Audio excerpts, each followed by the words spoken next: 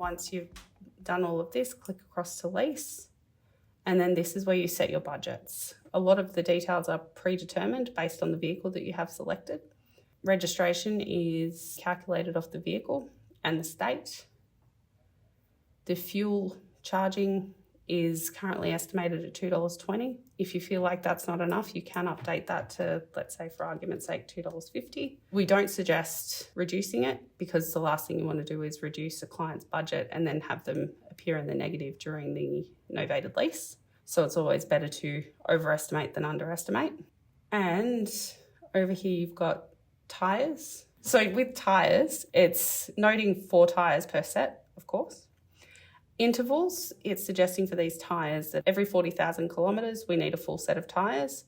So for this novated lease, given that they're doing 45, it's estimating that they will need 1 full set of tyres. So it's extrapolated that out to how much they'll need per month, and that will accumulate in their novated lease. Further down, we've got insurance. So it has noted the insurer as Covermore. Once again, if you don't know who they're insuring with, just leave this in place. It will be updated once they have selected their insurer.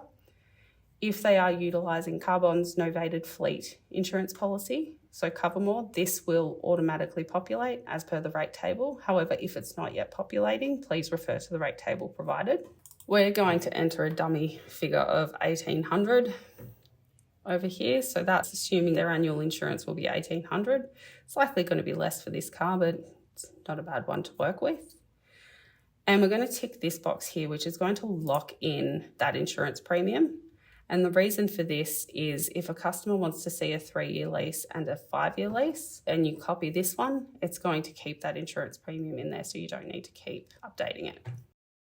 Okay, so we've touched on fuel. The calculation for fuel will be provided in your user guide as to how we've actually come up with these numbers, but it is based on the vehicle's usage, the cost per litre, and the amount of kilometres that they're doing.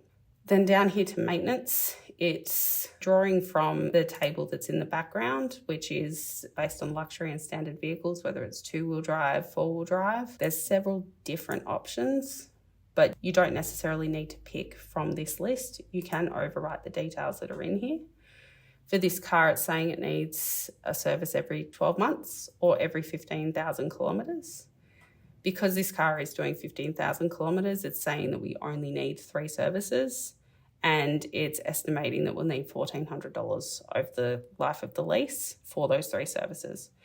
Given that it is a Toyota, it does have cap price servicing, and you'll find most manufacturers, as you would know, have cap price servicing. So if this number is incorrect, so let's say you only need 25, you can just overwrite that with 25. And it will spit out how much you actually need for those 3 services. And then over here on the left, everything that we've just entered in here is going to reflect over here. The management fee is as per the client.